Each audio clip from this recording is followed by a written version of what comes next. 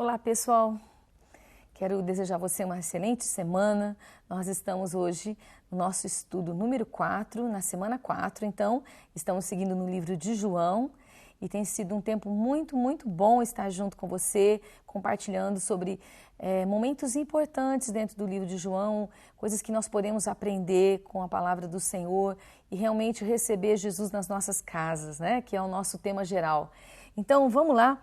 Nosso capítulo de hoje é o capítulo 12, nós vamos ver partes do capítulo 12 e o nosso tema é a unção e a grande entrada. Vamos já daqui a pouquinho entrar na parte do estudo, mas agora é o nosso instante de dinâmica. Então, a dinâmica de hoje é uma dinâmica um pouquinho diferente, você vai ter um pouquinho mais de trabalho para prepará-la, né? Precisa de estudar um pouquinho, mas com certeza você vai gostar muito de participar, porque você vai aprender coisas diferentes na palavra de Deus, uma nova perspectiva. E vai ser muito interessante. Então, vamos lá. Bom, a gente está chamando de jogo de comparações. A primeira parte do nosso estudo, que é exatamente João 12, de 1 a 11, eu vou pedir para você ler essa mesma passagem em outros dois evangelhos, que é o evangelho de Mateus, dos versículos 6 a 13, e Marcos, de 14, 3 a 11, né? Marcos 14, 3 a 11. Então, a primeira parte dessa tarefa na nossa dinâmica é você fazer a leitura das três passagens. As três passagens são a mesma história com perspectivas diferentes, né? Porque cada evangelista tinha uma perspectiva da história de Jesus. Então, eu queria que você observasse os detalhes dessa história, contada por cada um deles. O que cada um enfatizou, o que cada um omitiu, o que cada um falou de uma forma um pouquinho diferente, porque era aquilo que ele estava interessado em mostrar para os seus leitores, né? Então, você faz isso, você lê cada uma dessas passagens, tá? Em uma... pode ser na mesma Bíblia, né? Mas em um momento ali diferente da história para você poder relacionar. Bom, então vamos lá. Depois de você fazer essa leitura, então relacione as partes que são iguais e as partes que são diferentes, que o autor coloca de forma diferente ali. E por fim, a dinâmica é a seguinte: anote as diferenças e as similaridades de cada um desses evangelistas, né, dos três evangelistas, e depois na célula vocês vão conversar sobre por que será que eles tiveram, né, na verdade, essa perspectiva diferente sobre essa história. Então, compartilhando, né, nessa dinâmica, eu gostaria que você observasse bem esses detalhes. Então, a chave dessa nossa dinâmica é a observação. E eu vou deixar com você 4 dicas importantes. A primeira dica é se você conseguir abrir 3 Bíblias diferentes na sua frente. Pode ser a do seu celular, né, uma física, uma outra Bíblia que você tiver. Você vai conseguir reparar as diferenças mais fácil, tá? Do que se você lê, depois você vai no outro, depois você lê no outro. Então, se as 3 estiverem abertas na sua frente, vai ficar mais fácil de você observar as diferenças. Segundo, leia a introdução de cada evangelho numa Bíblia de estudo, porque isso vai ajudar você a ver a ênfase desse evangelista e também vai te mostrar qual era a preocupação que ele tinha quando ele escreveu esse evangelho. Vai te ajudar a ver as diferenças e porquê das diferenças, né? E assim, faça perguntas como essa. Por que será que somente João não diz que eles estavam na casa de Simão o leproso? Tente imaginar, né? Tente entrar na história e perceber o clima e perceber por que a ênfase de João foi diferente da ênfase de Mateus e de Marcos. Então, fazendo perguntas, isso vai te ajudar a entender a razão de algumas coisas. E por fim, a 4ª e última dica, que é bem importante, eu já falei no começo, você deve se preparar com antecedência para participar. Senão você não vai conseguir, porque vai ser uma dinâmica que se você se preparou antes, você vai ter o que contribuir, você vai poder conversar com a sua célula e o líder, especialmente você, líder, precisa estudar antes essa história toda para poder compartilhar junto nessa dinâmica, tá bom? Então, a dinâmica é um jogo de comparações, onde você vai ver as diferenças, as similaridades e tentar entender por que disso tudo. Tá bom? Vamos lá, vamos estudar a palavra de Deus nessa dinâmica.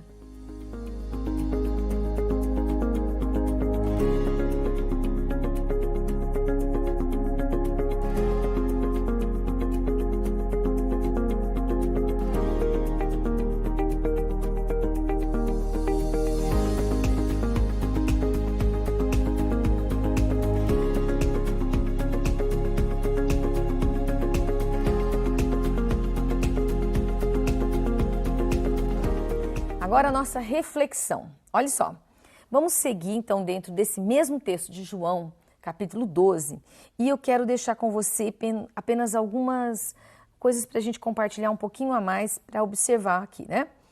Esse momento da unção é o momento em que Maria, né, unge Jesus. Então vamos fazer a leitura de João capítulo 12, do versículo 1 até o versículo 11. Quero ler com você na NVI. Então João capítulo 12, vamos lá. 6 dias antes da Páscoa, Jesus chegou a Betânia, onde vivia Lázaro, a quem ressuscitara dos mortos. Ali prepararam um jantar para Jesus. Marta servia enquanto Lázaro estava à mesa com ele. Então Maria pegou um frasco de nardo puro, que era um perfume caro, e derramou-o sobre os pés de Jesus e os enxugou com os seus cabelos. E a casa encheu-se com a fragrância do perfume. Mas um dos seus discípulos, Judas Iscariotes, que mais tarde iria traí-lo, fez uma objeção. Porque este perfume não foi vendido e o dinheiro dado aos pobres? Seriam 300 denários. Ele não falou isso por se interessar pelos pobres, mas porque era ladrão. Sendo responsável pela bolsa de dinheiro, costumava tirar o que nela era colocado. Versículo 7. Respondeu Jesus: Deixe em paz, que o guarde para o dia do meu sepultamento, pois os pobres vocês sempre terão consigo, mas a mim vocês nem sempre terão. Enquanto isso, uma grande multidão de judeus, ao descobrir que Jesus estava ali, veio não apenas por causa de Jesus, mas também para ver Lázaro, a quem ele ressuscitara dos mortos. Assim, os chefes dos sacerdotes fizeram planos para matar também Lázaro, pois por causa dele muitos estavam se afastando dos judeus e crendo em Jesus. Então, aqui é a nossa história de hoje, né, que com certeza você já leu durante a dinâmica, e você pode perceber que é um momento muito lindo e a gente tem aqui algo muito simbólico, né, nesse momento, nesse ato de Maria. O que acontece ali é que Jesus está para ter uma janta, né, está junto com outras pessoas na casa de alguém, e realmente o que acontece? A vinda de Maria ali é uma atitude muito interessante, né? Temos um momento então de rendição e adoração de uma mulher assim, de uma forma muito espontânea e muito linda, né? Então vamos conversar aqui. Queria que você compartilhasse na sua célula o que você acha que simbolizava ungir os pés de Jesus. Qual é a sua contribuição? O que você pensa a respeito disso? O que significaria o ato de ungir os pés de Jesus?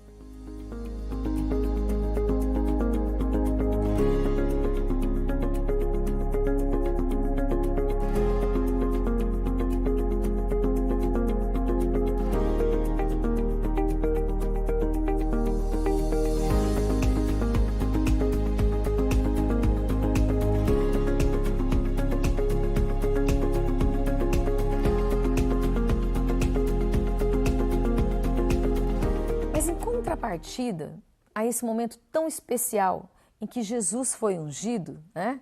Sabe que a unção tem muitos significados na palavra de Deus. Se você for observar e estudar o ato de ungir dentro da palavra, os reis eram ungidos, né? O sacerdote era ungido, a unção está relacionada com oração de cura. Então a gente tem a unção como algo muito significativo dentro da palavra de Deus, né? A unção não está no óleo, a unção não está no perfume. A unção está na oração, está no poder, no que ela representa, né? E é muito interessante a representação simbólica da unção. Ela está relacionada não só com o ato da adoração, como era nesse caso, por causa da rendição de Maria e pelo local que Maria ungiu, mas ela também está relacionada com a autoridade, né, que Maria estava, na verdade, atribuindo a Jesus. Os reis recebiam a unção que simbolizavam a autoridade que eles tinham. Isso é muito lindo. Mas em contrapartida a isso que a gente tem ali nesse momento tão especial, nós temos, na verdade, uma outra atitude, que é a atitude de Judas, que é a atitude da contestação, da objeção, da reclamação. Então Judas, imediatamente aquilo acontecendo, Judas já se levanta para reclamar com Jesus. Mas como que ela está gastando todo esse dinheiro com ungir a Jesus? Como que ela não está, né, na verdade, guardando esse dinheiro para os pobres? E aí você tem toda a explicação de João dizendo que, na verdade, ele roubava aquilo que estava na bolsa, né? Ele era aquela pessoa que cuidava da comida, provavelmente, de onde eles iriam se hospedar, das ofertas que Jesus recebia, e ele estava desviando esse dinheiro. Então, o que a gente tem ali naquele mesmo instante é um coração oposto ao coração de Maria. E quais atitudes, né, demonstram um coração egoísta e com intenções ocultas? Como é que você percebe que existe, então, intenções ocultas numa atitude como essa? Aqui a gente tem um exemplo de Judas, né? Mas eu queria que você compartilhasse na sua célula e pensasse assim, que outras atitudes podem demonstrar para nós que aquele coração tem alguma coisa guardada, uma atitude oculta, não revelada no interior ali. Compartilhe então com a sua célula.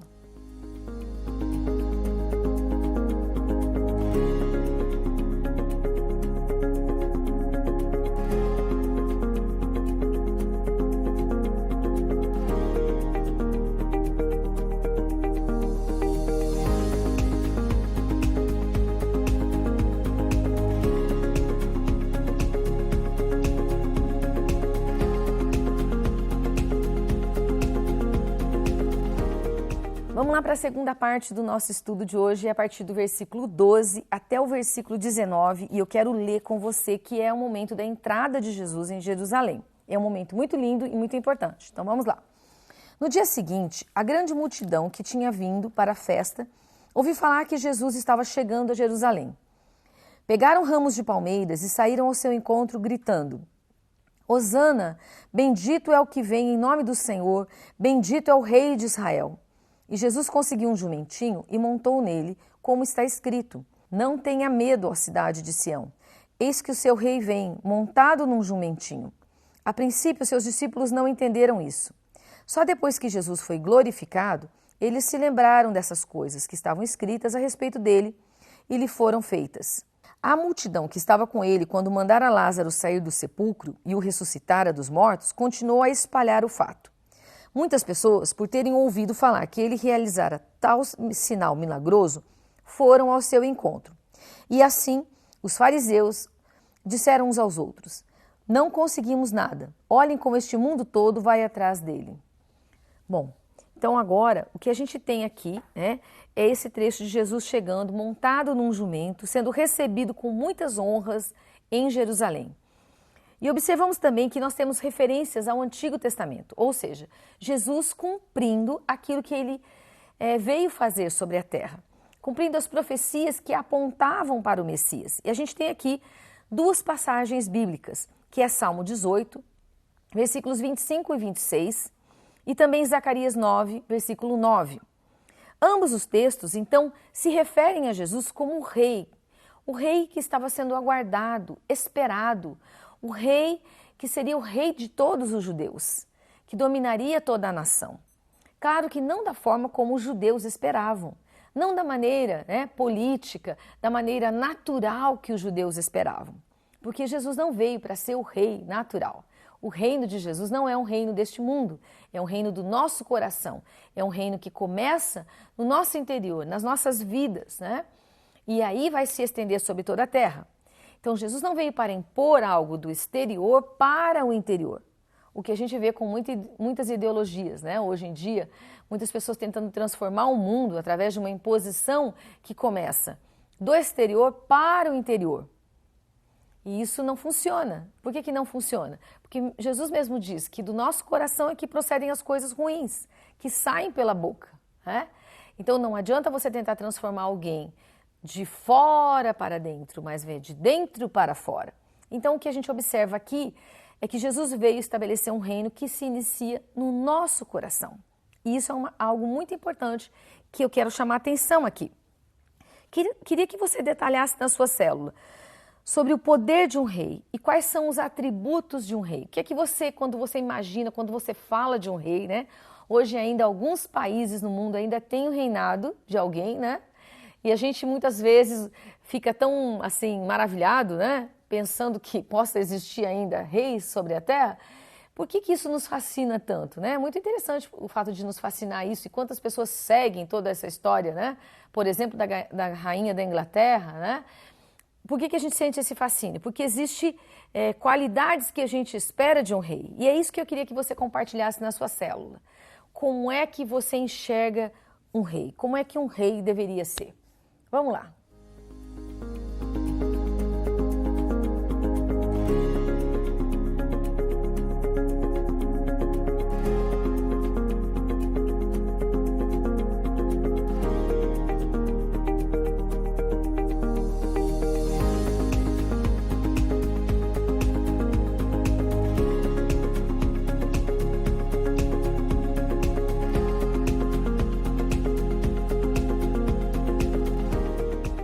Já compartilhou?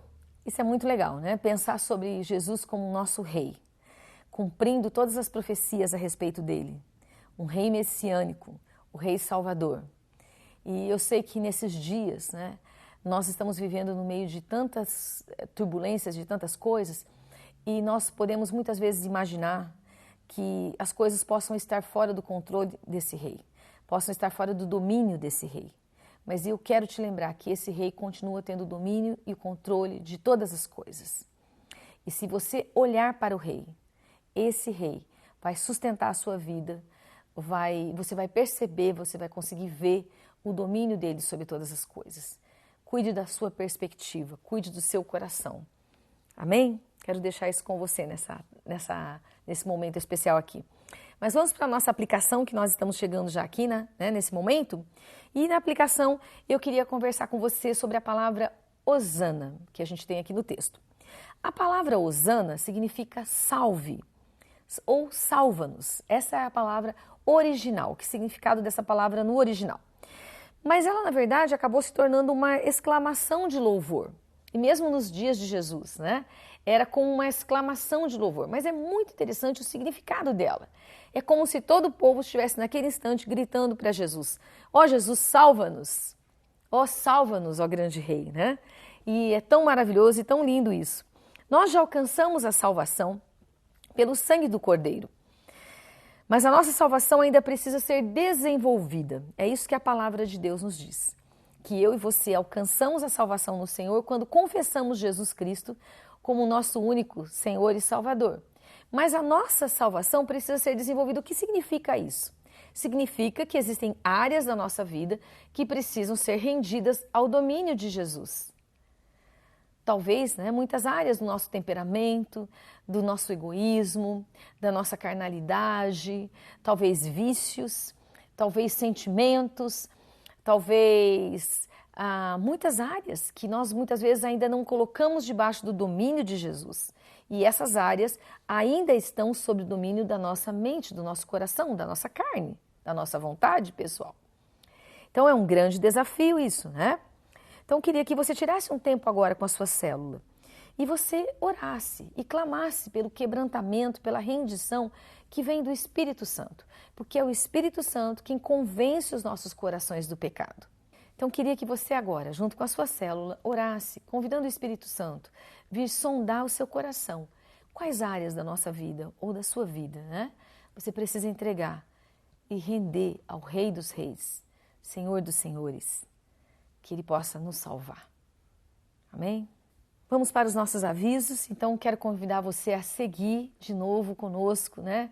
Estamos aí novamente online e pode ser que nessa semana a gente ainda continue online ou já esteja retornando para os nossos cultos presenciais. Você precisa ficar de olho nos nossos avisos, de olho nas nossas redes sociais. Você precisa nos seguir, participar conosco para ficar por dentro e compartilhar tudo aquilo que a igreja tem preparado para você. Então segue lá com a gente, né? E fica de olho. Mas segue, entra no site, curte o nosso canal, segue lá, faz a sua inscrição e compartilha cada um dos nossos cultos, tá bom? E também, né, o nosso culto Ina Kids, que acontece às 17 horas. Você também pode escrever, né, para os pastores Wagner e Simone, os responsáveis pelo Ina Kids, dando a sua sugestão como papai, como mamãe, como responsável para o nosso Ina Kids, né? Você pode deixar alguma sugestão, você pode compartilhar nas redes como é que seu filho, sua filha tem participado, interagindo. As nossas células de criança continuam, então você também pode se informar como é que seu filho pode participar das células do Ina Kids. Estamos num projeto lindo esse mês, lendo todo o Novo Testamento e está sendo um desafio muito, mas muito legal mesmo. E também O nosso Mega Bazar já tem recebido doações e vão ser muito abençoadoras para toda a cidade, para todo mundo que a gente já doou, grande parte do que já veio e tem abençoado muito. Muito obrigada. Queria te lembrar de você continuar na Cesta da Generosidade. Toda sexta-feira, doando algum mantimento. Se você trouxer toda semana, vai abençoar muito. Especialmente, né, nós temos um compromisso com a nossa prefeitura, com os albergues da nossa cidade. Nós estamos doando verduras, doando sal, doando leite, alimentos perecíveis, né, carnes para essas entidades. E a gente quer continuar doando e abençoando. Gostaríamos muito de pedir que você continuasse servindo conosco a nossa cidade. Amém? E por fim, né, nosso turno de adoração e oração toda quarta-feira, do meio-dia às 2h. Você é nosso convidado para orar e participar conosco, clamando pelo nosso Brasil, clamando pela nossa cidade, clamando pelas misericórdias do Senhor e entronizando Jesus, o nosso Senhor. Deus te abençoe. Fica com a gente.